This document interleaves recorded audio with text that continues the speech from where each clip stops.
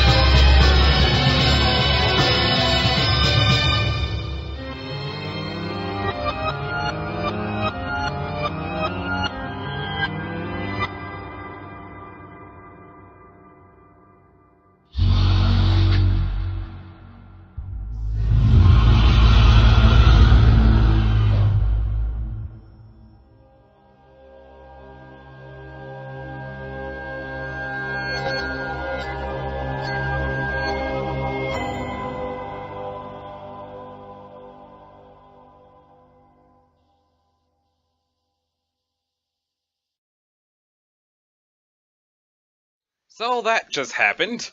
I had actually forgot that that's how intermission 2 starts. Oh. Okay. That is also how intermission 2 ends! Now it is time to start Act 6.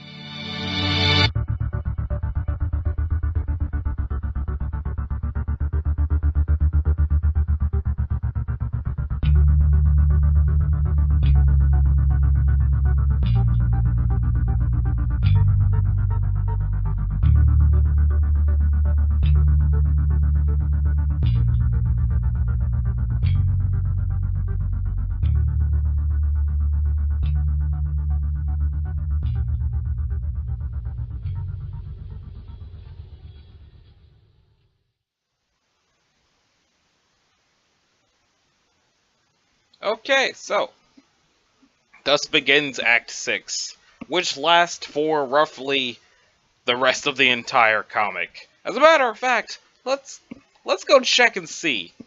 Okay, let's view all pages.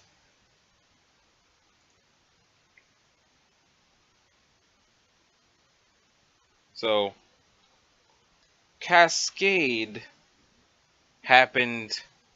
Cascade happened 6 years ago. On October the 25th of 2011, Cascade happened. On November 11th of 2011, Act 6 started. On April the 14th of 2016, Act 7 happened. Act 6 lasted 6 years. Probably exactly 6.5. Probably. I don't know. But from the day of the final flash of the entire comic, it was 5 years to the day that Cascade happened.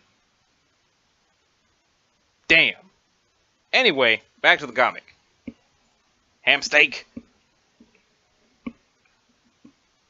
A young lady stands in her bedroom. It just so happens that today, the 11th of November 2011, is the date scheduled for the launch of a highly exclusive playtesting experience for a much-anticipated game, Call of Duty. The young lady is expecting to find this game in her mailbox today. Actually, it's not Call of Duty. It was Skyrim. Hold on. November 11th, 2011 in video games.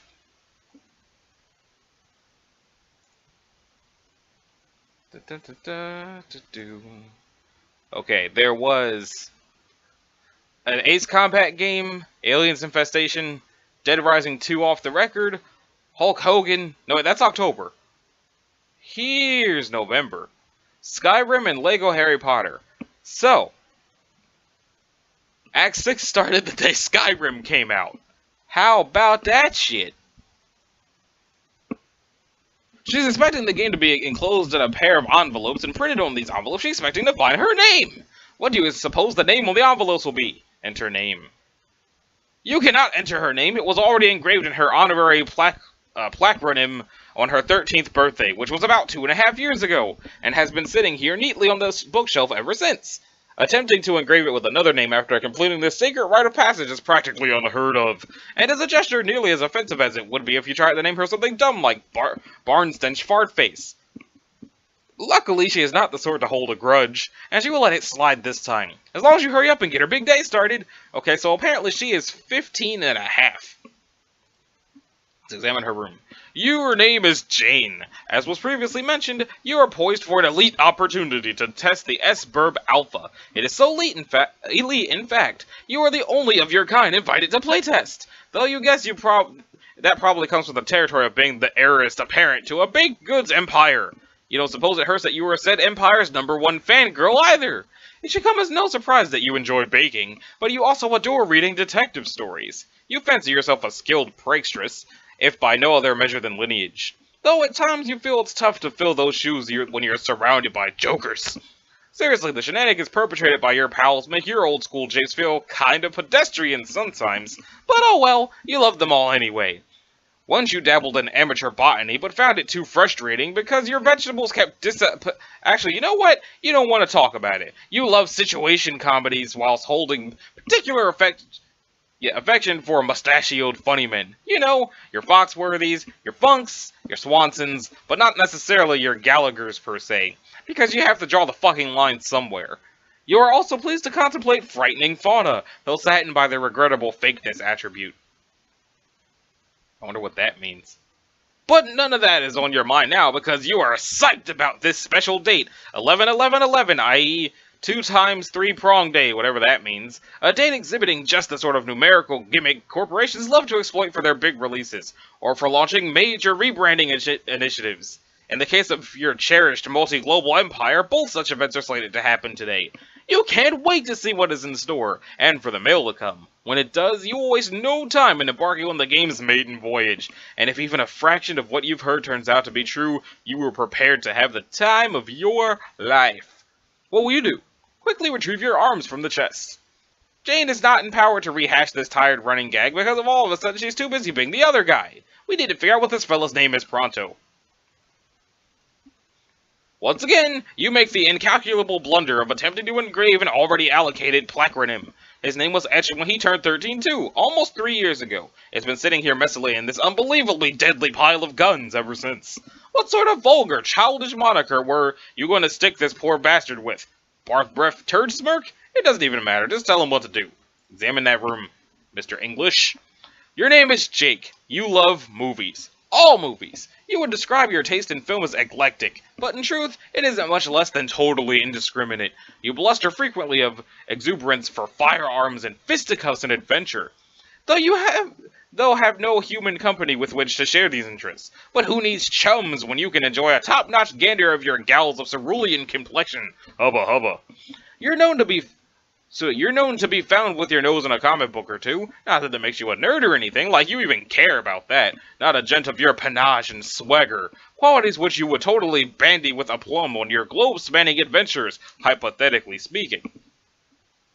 You would love to travel around the world, toppling any sacred urns you encountered. You'd be tickled by the opportunity to defile hallowed tombs everywhere, raiding them of their treasures. And how do you give your right leg for a shot at desecrating the shit out of some real-life mystic ruins for their Byzantine wares? Luckily for your limb, there's a dandy set of such ruins nearby, and you desecrate them quite frequently. You are also troubled to contemplate frightening fauna and plagued daily by their regrettable realness attribute. What else? You sure like to wrestle. Did you mention fisticuffs yet? You know, scrums and whatnot. Also skulls. Gosh, you love skulls. There's a good skull at the heart of any mystery, haunting its every page. That is what you always say, or at least it is what you always hope. What will you do? Retrieve your arms from the floor, post-haste. You make a dutiful motion towards your trusty firearms, doing your part to assail the mushy carcass of a horse that passed away long ago, when suddenly a wild character select screen approaches. You really feel like you're in the driver's seat now. You can basically take this story literally anywhere, as long as you don't pick one of those shadowy characters, and as long as the panels are actually finished being drawn. It is like this whole panoramic cornucopia of limitless possibilities sprawling before your very eyes. Who do you want to be? Let's go be Jane again. You were suddenly Jane again. What was it you were up to? Oh right, this game. You're excited about that. Earlier this morning, you thought you heard the mail truck, even though mail never comes in the morning. But, just to be sure, you rushed downstairs to check, even though, due to recent events, you were forbidden from leaving the house.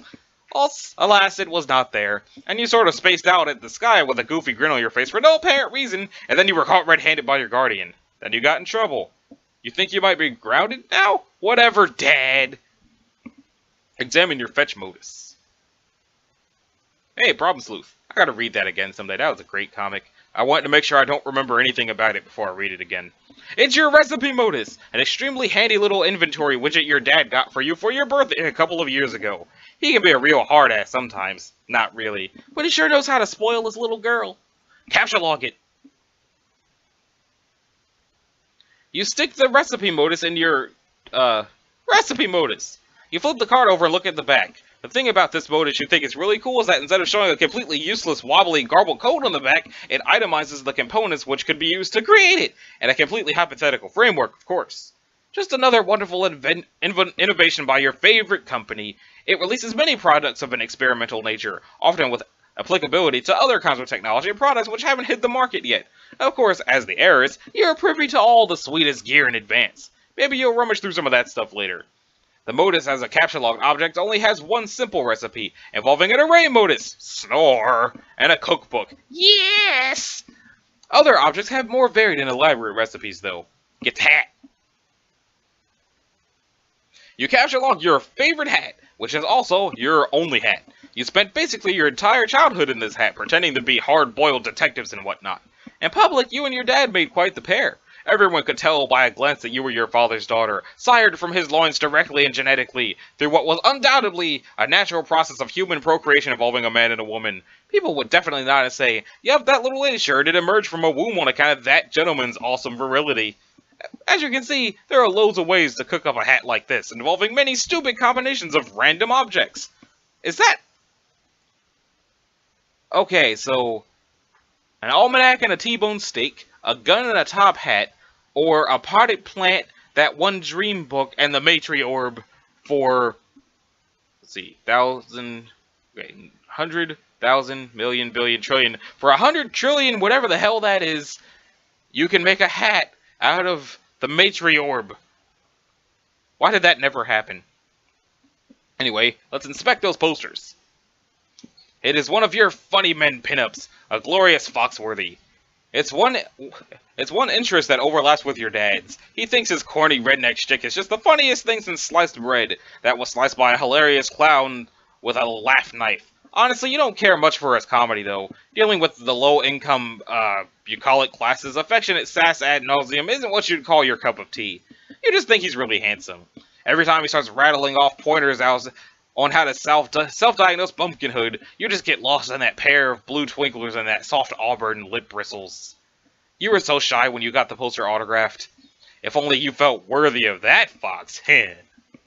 Oh, and there's one of your Problem Sleuth posters. You've got a lot of Problem Sleuth stuff, because you think detective stories are just so swell. This was the last panel in the first story, which ended a little before your 13th birthday. Okay, let's see.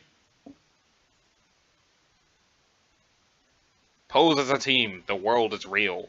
The end. Okay. In the first story, you are one of the top problem sleuths in the city. Solicitations for your service are numerous in quantity. Compensation, adequate. It is a balmy summer evening. You are feeling particularly hard-boiled tonight. What will you do? Nothing right now. We'll get back to that later. Since then, the author has been steadily updating Problem Sleuth 2, which you have been following avidly. You are happy that he stayed in that lane and stuck with a time-tested formula. If he went in a different direction, you probably would have found it really disappointing. Haha! Check out other posters. Another sleuth poster, of course, with two of your favorite dames ever. The Tobias and the Manhattan were gifts for your 14th birthday, sent to you by your good buddy Jake. Just a couple of periwinkle heartthrobs unquestionably sent in a playful retaliation for the ribbing you've given him over the years, for his inexplicable infatuation with Fathalofemmes. So he made a couple of coy recommendations for objects of your attraction, and you've hung his cobalt briefcase here since. He was pretty spot on with the blue funk, to be honest, since that's the best show ever. Mr. Cross can blue himself anytime, as far as you're concerned. What the fuck?